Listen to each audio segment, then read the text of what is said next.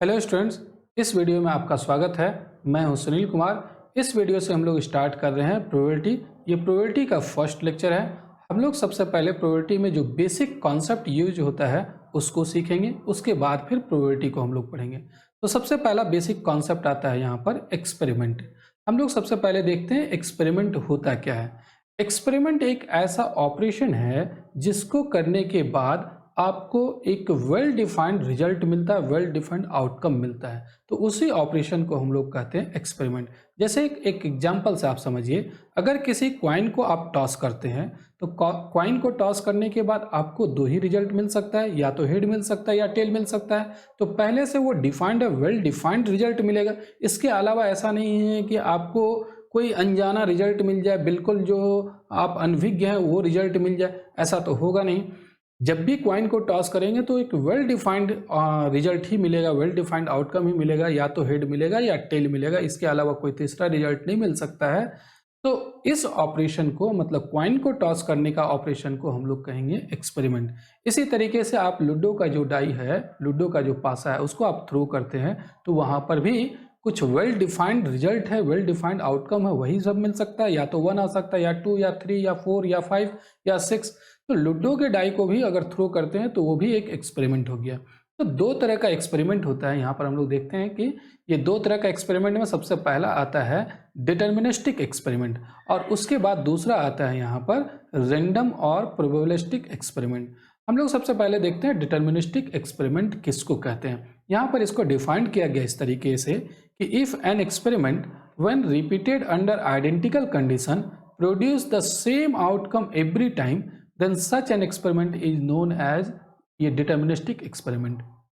अगर किसी एक्सपेरिमेंट को आप आइडेंटिकल कंडीशन में बार बार रिपीट करते हैं और वो सेम रिजल्ट को अगर प्रोड्यूस करे, सेम आउटकम को प्रोड्यूस करे, तो वैसे एक्सपेरिमेंट को हम लोग कहते हैं डिटर्मिनिस्टिक एक्सपेरिमेंट। जैसे आप इमेजिन कीजिए एक ऐसे क्वाइन के बारे में जिसमें दोनों साइड हेड है, टेल है ही नहीं। आप ऐसा इमेजिन कीजिए, ऐसा तो किसी क्वाइन में होता नहीं है, लेकिन आप इमेजिन कीजिए एक ऐसे क्वाइन के बारे में जिसमें दोनों साइड हेड है। या आप ऐसा कीजिए, दो क्वाइन को चिपका दीजिए और दोनों साइड हेड होना चाहिए। अब उसको जितना बार भी आप टॉस करेंगे वहां तो हेड ही आएगा, क्योंकि दोनों साइड हेड है। तो वहां पर आउटकम जो है वो फिक्स है। आउटकम क्या होगा वो हम लोग को पहले से पता है, उसकी संभावना को व्यक्त करने की जरूरत नहीं है। अगर एक नॉर्मल क्वाइन को टॉस करते हैं तो उसकी संभावना व्यक्त कर सकते हैं कि हेड आएगा कि टेल आएगा।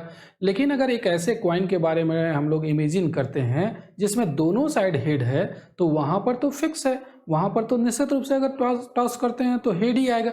तो ऐसे एक्सपेरिमेंट जिसमें बार बार रिपीट करने के बाद, किसी भी एक्सपेरिमेंट को बार बार दोहराने के बाद अगर आउटकम सेम मिले तो उसको डिटर्मिनिस्टिक एक्सपेरिमेंट कहते हैं। वहां पर डिटरमाइन है उसका रिजल्ट, वहां पर हम लोग को उसकी संभावना को व्यक्त करने की जरूरत नहीं है।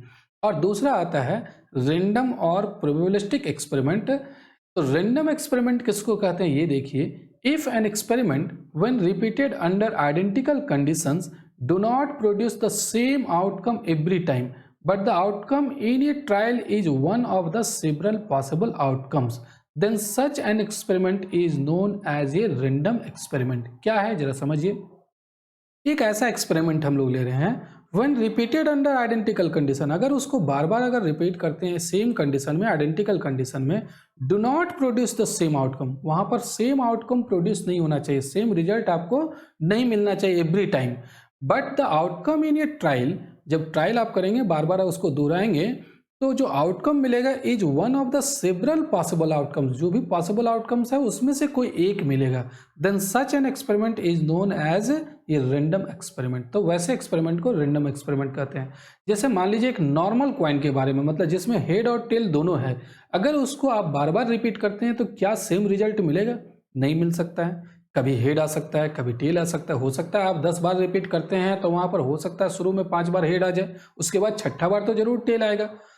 या ऐसा हो सकता है कि 4 बार हेड आ जाए, उसके बाद 5वां बार टेल आ सकता है। तो यहाँ पर अगर इस एक्सपेरिमेंट को करते, एक नॉर्मल क्वाइन को टॉस करते हैं, तो वहां पर सेम रिजल्ट नहीं मिलेगा बार बार अगर उस एक्सपेरिमेंट को रिपीट करते हैं तो। तो वैसे रिजल्ट को हम लोग कहते हैं, वैसे एक्सपेरिमेंट को कहते हैं रैंडम एक्सपेरिमेंट या फिर प्रोबेबिलिस्टिक एक्सपेरिमेंट। हम लोग को प्रोबेबिलिटी में इसी तरीके के एक्सपेरिमेंट के बारे में पढ़ना है जहां पर रिजल्ट सेम नहीं मिलता हो बार बार इस एक्सपेरिमेंट को दोहराने से।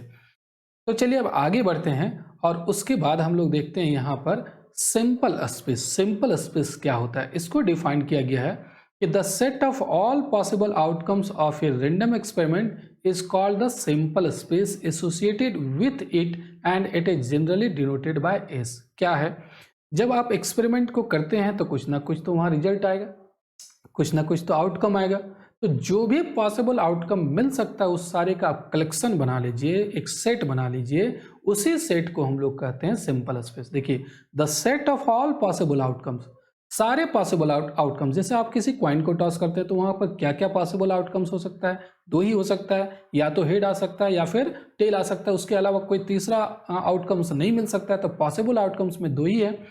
तो जो भी पॉसिबल आउटकम्स है उसका अगर हम लोग एक कलेक्शन बना लें, उसका एक सेट बना लें, तो उसी को कहते हैं is called a simple space associated with it. उस एक्सपेरिमेंट से एसोसिएटेड वो सिंपल स्पेस कहलाता है and it is generally denoted by S. और इसको हम लोग कैसे डिनोट करते हैं, एस से सिंपल स्पेस को डिनोट करते हैं। इसको एक एग्जाम्पल से समझते हैं। एग्जाम्पल में मैं ले रहा हूं कि if a coin is tossed, then अगर किसी एक क्वाइन को टॉस किया जाए तो क्या सिंपल स्पेस होगा। सिंपल स्पेस तो हम लोग देख चुके हैं कि सिंपल स्पेस में जो भी पॉसिबल आउटकम होता है एक्सपेरिमेंट को करने के बाद वो सारे का एक सेट होता है। तो अगर किसी कॉइन को टॉस करते हैं तो क्या क्या यहाँ पर पॉसिबल आउटकम्स मिल सकता है, या तो आपको हेड मिलेगा जिसको मैं एच से डिनोट कर रहा हूँ, या फिर टेल मिलेगा जिसको मैं टी लिख रहा हूँ। ये दोनों का एक सेट बना लेता हूँ, ये एक कलेक्शन बना लिया और इसी कलेक्शन को हम लोग एस से डिनोट करते हैं। तो इसी को हम लोग कहेंगे सिंपल स्पेस। सिंपल स्पेस होता है उस एक्सपेरिमेंट को करने के बाद जो भी पॉसिबल आउटकम्स मिलता है उस सारे का आप कलेक्शन बना लीजिए। यहाँ पर दो ही पॉसिबल आउटकम्स मिल सकता था, या तो हेड मिल सकता है या टेल मिल सकता है। इसका एक हम लोग कलेक्शन बना लिए, एक सेट बना लिए और इसी को कहेंगे सिंपल स्पेस। इसको इस से डिनोट करते हैं। चलिए दूसरा एग्जाम्पल हम लोग देखते हैं कि if two coins are tossed together, then अगर दो क्वाइन को टॉस किया जाए तो क्या सिंपल स्पेस होगा।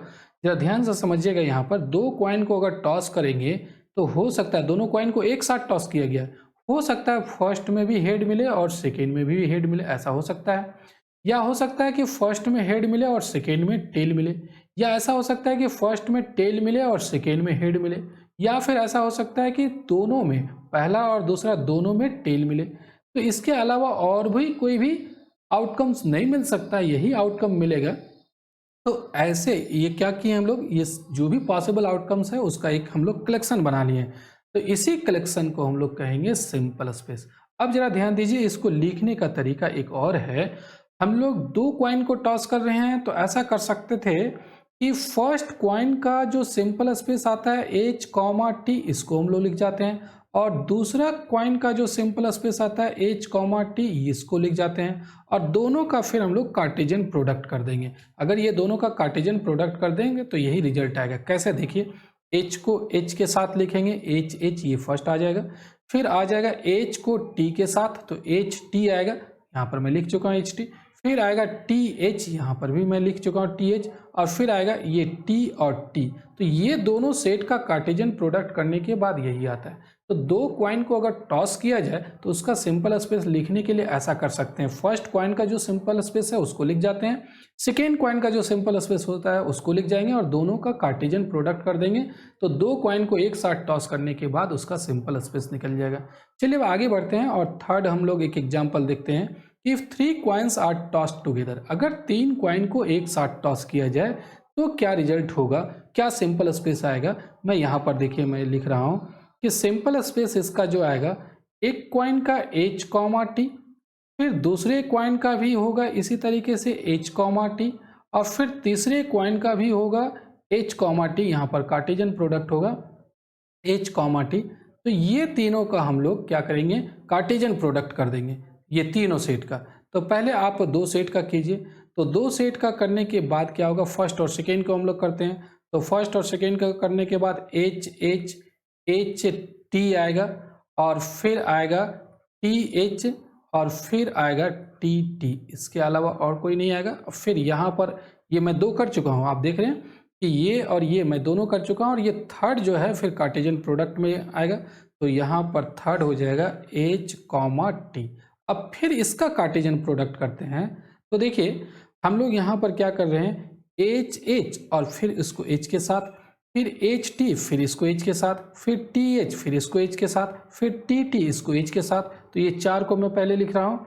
देखिए चार में से सबसे पहला आएगा H आएगा, फिर यहाँ पर आएगा HT, यहाँ पर T होगा, HTH आएगा, और फिर आएगा TH आएगा, और फिर TTH आएगा। फिर उसके बाद हम लोग क्या करते हैं, देखिए अभी तक मैं क्या किया हूँ, ये सभी को H के साथ किया हूँ, H हो गया, फिर HTH हो गया, फिर THH हो गया, TTH हो गया। फिर अब ये सभी को T के साथ हम लोग कंबाइन करते हैं, तो देखिए HT हो रहा है, फिर HTT हो रहा है, फिर THT हो रहा है, फिर TTT हो रहा है। ये 8 एलिमेंट होगा, टोटल 8 एलिमेंट आएगा इसमें, इसी को हम लोग सिंपल स्पेस कहेंगे। देखिए यहाँ पर तीनों में H हो सकता है, फर्स्ट में H, सेकेंड में टेल, थर्ड में H हो सकता है, फर्स्ट में टेल, दोनों में, बाकी दोनों में H, इस तरीके से यहाँ पर है। आप इसको ऐसे भी समझ सकते हैं कि आप क्या कीजिए कि तीनों में हेड हो सकता है, या एक में हेड और बाकी दो में टेल हो सकता है, तो HTT, या फिर THT, या फिर TTH। ये क्या हो गया, इसमें से आप देख रहे हैं इसमें दो टेल है, फर्स्ट हेड है, दो टेल, यहाँ पर भी दो टेल है, यहाँ पर भी दो टेल है, तो दो टेल एक हेड। या फिर क्या हो सकता है कि एक टेल और दो हेड, तो एक और टेल और दो हेड क्या होगा, HT, यहाँ पर एक टेल है और दो हेड है। फिर हो सकता है THH, या फिर हो सकता है HTH, या फिर हो सकता है तीनों टेल हो जाए। तो ये टोटल 8 जो आएगा वो यहाँ पर ही वही कार्टेशियन प्रोडक्ट करने के बाद यहाँ पर भी आप देख रहे हैं कि यही 8 आया हुआ है। तो इस तरीके से आप 3 कॉइन को अगर टॉस करते हैं तो ये सिंपल स्पेस बन जाएगा। चलिए और भी आगे बढ़ते हैं और कुछ और क्वेश्चन को हम लोग देखते हैं। सबसे पहला यहाँ पर क्वेश्चन है कि ये coin is tossed twice, if the second throw results in a tail, ये die is thrown, describe the simple space for experiment. क्या कहता है कि एक कॉइन को टॉस किया गया है, if the second throw result in a tail, ये कॉइन को जो टॉस किया गया वो 2 बार टॉस किया गया है, अगर दूसरा बार में टेल आता है तो एक पासे को फेंका जाता है, एक डाई को फेंका जाता है, लूडो का डाई को। तो describe the simple space for experiment. अब इसको यहाँ पर जो भी सिंपल स्पेस बनेगा उसको लिखना है। तो देखिए कैसे इसको हम लोग बनाते हैं। सबसे पहले आप यहाँ पर देखिए कि 2 कॉइन है, 2 कॉइन को टॉस किया गया है, तो 2 कॉइन को टॉस किया गया है तो ऐसा हो सकता है कि यहाँ पर H हो सकता है, पहला में भी हेड और दूसरा में भी हेड। लेकिन अगर दूसरा में हेड आ जाता है तो पासे को नहीं फेंका जाता। कहता है यहाँ पर if the second throw result in a tail, अगर सेकेंड थ्रो में टेल आ जाता है तब एक पासे को फेंका गया है। अगर सेकेंड थ्रो में अगर हेड आ जाता है तब तो यहीं पर छोड़ देना है, उसको तो कुछ करना नहीं है। यहाँ पर ऐसा भी हो सकता है कि TH, पहला में टेल आ जाए और दूसरा में हेड, यहाँ पर दूसरा में हेड आया है तो यहाँ पर भी पासे को नहीं फेंकना है। ऐसा हो सकता है कि फर्स्ट में H आए और सेकेंड में टेल, अगर सेकेंड में टेल आता है तब फिर पासे को फेंकना पड़ेगा, और पासे को फेंकेंगे तो क्या आएगा, पासे को फेंकेंगे तो यहाँ पर हो सकता है 1, या फिर हो सकता है 2, या फिर हो सकता है पासे को फेंकने के बाद 3 हो सकता है, या 4 हो सकता है, या फिर 5 हो सकता है, या फिर 6 हो सकता है। तो एक डाई को थ्रो करने के बाद ये 6 रिजल्ट में से कोई भी आ सकता है। अब यहाँ पर एक और पॉसिबिलिटीज है, अगर एक कॉइन को 2 बार टॉस किया गया है तो हो सकता था दोनों में हेड, फर्स्ट में टेल सेकेंड में हेड, फर्स्ट में हेड सेकेंड में टेल, या एक और भी पॉसिबिलिटीज है कि दोनों टेल हो जाए। तो दोनों टेल में यहाँ पर सेकेंड में तो टेल आ रहा है, और अगर सेकेंड में टेल आता है तो फिर पासे को फेंकेंगे, और पासे को फेंकेंगे तो यहाँ पर रिजल्ट क्या मिल सकता है, या तो 1 आ सकता है, या 2 आ सकता है, या 3 आ सकता है, या 4 आ सकता है, या फिर 5 या और 6 आ सकता है। तो अब हम लोग को सिंपल स्पेस बनाना है। सिंपल स्पेस क्या होगा जरा ध्यान दीजिएगा, यहाँ पर मैं लिख रहा हूँ सिंपल स्पेस के बारे में। ये हो सकता है HH, अगर ये आ जाता है तो पासे को फेंका नहीं गया, डाई को थ्रो नहीं किया गया, तब HH हो जाएगा। एक तो ये आउटकम मिल सकता है, एक दूसरा आउटकम मिल सकता है TH मतलब फर्स्ट में है टेल और सेकेंड में हेड, अगर सेकेंड में हेड आ गया तो फिर भी पासे को नहीं फेंका गया, TH हो गया। लेकिन अगर एच टी आता है यानी कि सेकेंड में टेल आता है तब फिर पासे को फेंका गया, पासे को फेंका गया तो एच टी वन हो जाएगा, एच टी कॉमा वन, फिर एच टी कॉमा टू हो जाएगा, देखिए यहाँ पर, फिर एच टी कॉमा थ्री हो जाएगा, फिर एच टी कॉमा फोर हो जाएगा, फिर एच टी कॉमा फाइव हो जाएगा, एच टी कॉमा सिक्स हो जाएगा। तो इस तरीके से एच टी को ये पासे के रिजल्ट से भी कंबाइन करना पड़ेगा। और फिर अगर टी टी आता है तो फिर टी टी कॉमा वन, देखिए T T comma one, T T comma two, इसी तरीके से 5 6 तक यहाँ पर लिख लेना है। मैं एक बार फिर पीछे आ जाता हूँ। तो ये इस तरीके से सिंपल स्पेस ये होगा, यही पॉसिबल आउटकम मिल सकता है। क्वेश्चन स्पष्ट है, क्वेश्चन में यहाँ पर क्लियर है कि एक कॉइन को 2 बार टॉस किया गया है, अगर सेकेंड में टेल आता है तब फिर डाई को थ्रो किया गया है, अगर सेकेंड में टेल नहीं आया, सेकेंड में अगर हेड आ जाता है तब फिर डाई को थ्रो नहीं किया गया, तो ये तो 2 अलग रहेगा ही। इसके बाद अगर सेकेंड में टेल आता है तो डाई को थ्रो करेंगे तो 1 आ सकता है, 2 आ सकता है, 3 4 5 6, या फिर टी टी अगर आ गया, सेकेंड में टेल आ गया तो 1 2 3 4 5 6 पासे को फेंकने के बाद यही सब रिजल्ट आएगा। तो ये टोटल सिंपल स्पेस हो गया। यहाँ पर हम लोग जो भी पॉसिबल आउटकम्स है सारे का कलेक्शन बना लिया, this is called simple space. Next question पर आते हैं। नेक्स्ट क्वेश्चन क्या है ये जरा देखिए। क्वेश्चन है कि ये coin is tossed, if it shows tail we draw a ball from a box which contain 2 red and 3 black balls, if it shows head we throw a die, find the simple space of this experiment। Question जरा ध्यान दीजिए, ये coin is tossed, एक पासे को फेंका गया है, इफ इट shows tail, अगर ये टेल आ जाता है तो हम लोग एक बॉल निकालेंगे, वी ड्रॉ ए बॉल, कहाँ से निकालेंगे, फ्रॉम ए बॉक्स, और उस बॉक्स में कितने बॉल है, 2 रेड बॉल है, 3 ब्लैक बॉल है।